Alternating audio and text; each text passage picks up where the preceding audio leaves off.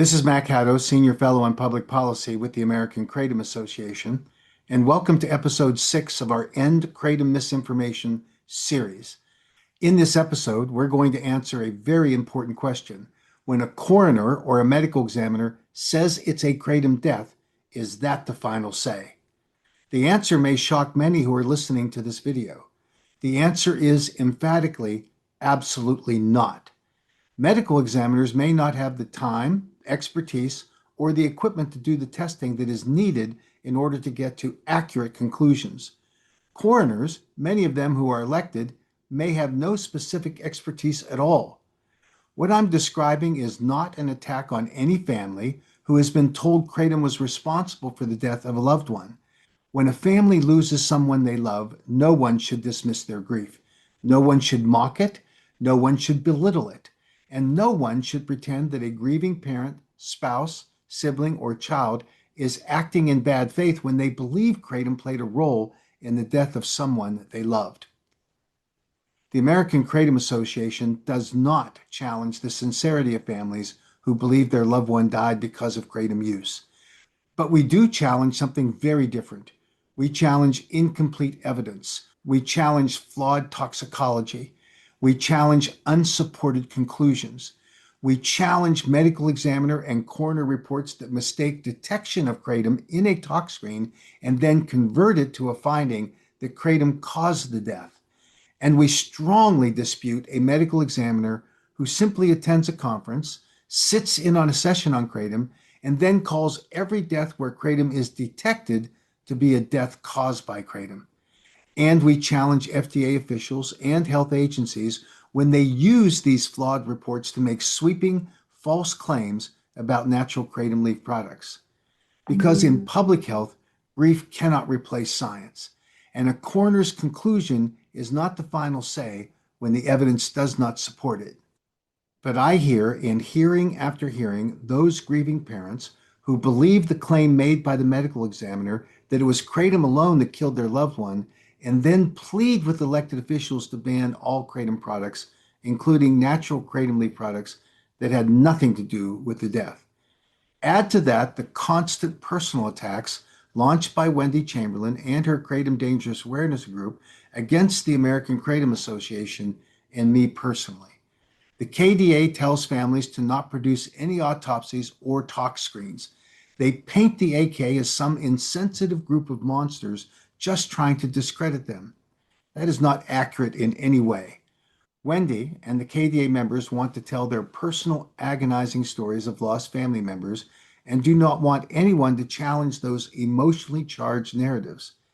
That's what we have termed, quote, weaponizing grief, unquote, because local and state officials are drawn to these deeply personal stories. We seek only to ensure that the cause of death is properly identified and that public policy on kratom protects legal access to safely formulated, properly labeled, age-restricted, and that those enforcement of the regulations occurs. So where did the false kratom death hysteria start, and what should be done about it now? Let's start with the Krypton mistake. There were 9 deaths that changed policy and set us on a path to normalizing misinformation about kratom. The truth is, in 2009, Sweden reported a cluster of 9 deaths over a 12-month period that they attributed to a kratom powder product sold on the internet under the name Krypton. Every one of those deaths was classified by medical examiners as a kratom overdose. That claim had enormous consequences in public policy. The report spread across Europe. Countries enacted bans on kratom because of that. Those 9 deaths also caught the attention of regulators here in the United States. The FDA began warning public officials about kratom, and from 2009 to 2016, 6 states moved to ban kratom products based on the idea that the deaths in Sweden proved that kratom was deadly. But then researchers took a closer look, and what they found should have stopped the anti-kratom narrative in its tracks. In 2011, forensics researchers published their analysis in the Journal of Analytical Toxicology, where they found and reported that Krypton product was not just kratom leaf. Krypton, in these cases, contained O-desmethyltramadol, a potent opioid An active addition of O-desmethyltramadol to powdered kratom leaves caused those deaths. That means the original story was wrong. These were not natural kratom leaf overdose deaths. They were deaths involving an adulterated product spiked with a dangerous opioid. But here's the most disturbing part of the story. Even after the truth came out in a peer-reviewed published article, the FDA continued to use those deaths as evidence against kratom natural leaf products. In 2016, the DA published their notice of intent to place metrogenine and the trace amounts of 7-hydroxymetrogenine occurring in the natural plant leaves into Schedule 1 and cited a cluster of 9 deaths in Sweden involving krypton as a part of the government's argument that kratom posed a serious public health threat. Then, in 2018, the FDA death claims still included the Swedish krypton deaths, even though independent scientific review had already shown the deaths involved O-desmethyltramadol adulteration. The FDA did not care. Dr. Jane Babin, an expert forensic toxicologist and attorney, did a review of all of the FDA death data and determined the FDA work was shoddy and based on poor scientific work. That is not science. That is regulatory tunnel vision. In 2019, the Centers for Disease Control published their Morbidity and Mortality Weekly Report examining overdose deaths in 27 states where kratom was detected in postmortem toxicology reports. The headline that followed was quickly weaponized: 91 deaths caused by kratom. The public was told the coroners and medical examiners had determined that kratom was a cause of death in those 91 cases. But the details tell a very different story. The CDC specifically warned that the postmortem toxicology testing protocols were not documented and varied among and within states. That matters, because if the testing protocols are not documented, and if they vary from office to office and state to state, then the results cannot be treated as uniform, comprehensive, or definitive. But only 7 of those 91 cases had kratom as the only substance detected on the postmortem toxicology report. And even there, the CDC specifically warned that the presence of additional substances could not be ruled out. The CDC also reported that multiple substances were detected in almost all kratom positive and kratom involved deaths. Fentanyl was the most frequently identified co-occurring substance. Heroin, benzodiazepines, prescription opioids, cocaine, and alcohol were also listed as causes of death in many of those cases. So the real lesson from the CDC report was not that kratom was causing a wave of overdose deaths. The real lesson was this: medical examiner and coroner conclusions are only as reliable as the testing, documentation, and toxicological interpretation behind them. And in the CDC's own words, better documentation of postmortem toxicology testing protocols is needed to clarify the extent to which kratom contributed to any fatal overdose.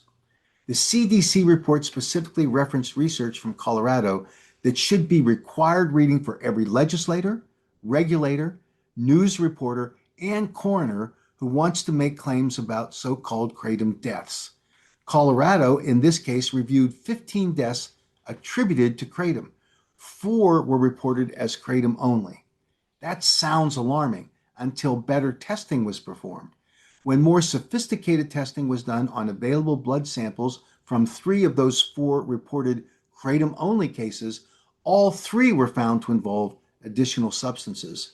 In other words, the kratom-only conclusion was flatly wrong. Not slightly wrong, completely wrong. The supposed kratom-only deaths were actually polydrug cases. So the message to the kratom danger awareness group is clear. The kratom hysteria is driven by poor science, incomplete investigations, and unsupported conclusions by medical examiners and coroners. That is exactly why the CDC warned that the presence of additional substances cannot be ruled out in these cases. And it is why policymakers should never accept a kratom death claim at face value without reviewing the full autopsy, full toxicology, scene investigation, medical history, medication history, and an independent forensic review. Without that evidence, the phrase Kratom death is not science. It is a label being misused by sincere families that they are sincerely wrong. At the heart of the Kratom death hysteria, and this is the root cause, the FDA made claims that 44 deaths were caused by Kratom. When independent forensic toxicologist Jane Babin looked at all of those deaths, here is what she found. In 2018, FDA claimed there were 44 deaths associated with Kratom. Freedom of Information Act requests were made to obtain the underlying reports. Those documents were then provided to Dr. Babin, and her analysis revealed the same pattern again and again. FDA relied on weak, incomplete, and misleading death reports. Then came the specific examples. One case FDA included involved a death by homicide from a gunshot wound to the chest. The decedent had multiple drugs in his system, including metrogenine, that was reported, but the death was recorded as a homicide because the chest and aortic injuries from the gunshot wounds. The FDA called it a Kratom death. Another case involved all of these substances, and the FDA again called it a Kratom death. In addition to these substances, the report stated the decedent drank alcohol, smoked heroin, took Xanax and Norco on the evening of death, and the FDA called it a Kratom death. In another case, the decedent had depression, anxiety, insomnia, bipolar disorder, suicidal ideation, and had reportedly started cutting himself before his death. The FDA called it a Kratom death. Another case involved a person who had fallen from a window, suffered a confirmed arm fracture and hematoma, refused medical treatment, and had multiple drugs detected, including all of these. The FDA called it a Kratom death. All of these deaths were reported by the FDA to be Kratom deaths, and those are the examples of why adverse event reports, incomplete autopsies, and superficial toxicology summaries cannot be used to justify banning natural kratom leaf. This is why the American Kratom Association keeps asking for the same thing. Show the evidence, not a press release, not a headline, not a grieving testimony repeated at a legislative hearing, not a one-line cause of death statement. Show the autopsy, show the toxicology, show the testing methods, show what substances were tested for and what substances were not tested for. Show the medical history of the decedent. Show the scene investigation. Show the product testing. And then let qualified independent forensic toxicologists review all of that information. Because time and time again, when these cases are reviewed carefully, the simple public narrative of the anti-kratom community falls apart. The AK does not ask for this because we lack compassion. We ask for it because every family deserves the truth. Legislators deserve the truth. Consumers deserve the truth. And public health policy must be based on evidence, not manufactured panic. Now, here's the sensitive topic: the problem with the AKA and other pro-kratom groups ostensibly weaponizing the grief against families who have lost a loved one. It is a painful truth that has to be said carefully. Some anti-kratom organizations and activists repeatedly bring grieving families before city councils, state legislatures, and regulatory boards to tell deeply emotional stories about loved ones they believe died from kratom. These stories, as I have said, deserve compassion.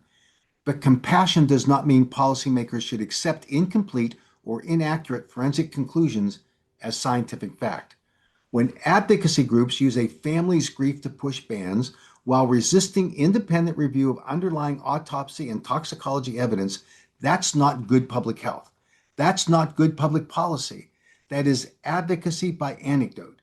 And when the same flawed death reports are repeated again and again in state after state, even after similar claims have been discredited, that becomes a misinformation campaign. If a death was truly caused by kratom, an independent review would confirm it. If the evidence is weak, incomplete, or points to polydrug intoxication, adulteration, suicide, homicide, underlying disease, or another cause entirely, then families and lawmakers deserve to know that too. Truth is not disrespect. Truth is respect. So what do we do when truth gets trashed by false reports on kratom deaths? The consequences of these mistakes are enormous. The Krypton mistake helped fuel bans in Europe and influenced U.S. regulators. It led to 6 states banning kratom in that time period. The 2016 DEA scheduling notice relied in large part on death reports that included the Swedish Krypton cluster, even though the key scientific issue was adulteration with O-desmethyl tramadol.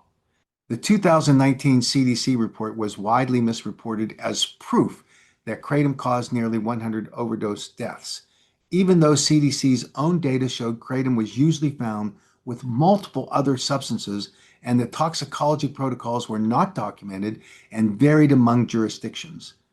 The FDA's 44 death claim was repeated across the country, even though Dr. Babin's review showed examples including homicide, suicide, heroin and benzodiazepine intoxication, falls, prescription drug combinations, and krypton adulteration. These errors do not stay in academic papers. They become headlines. They become talking points. They become testimony, and they become bans.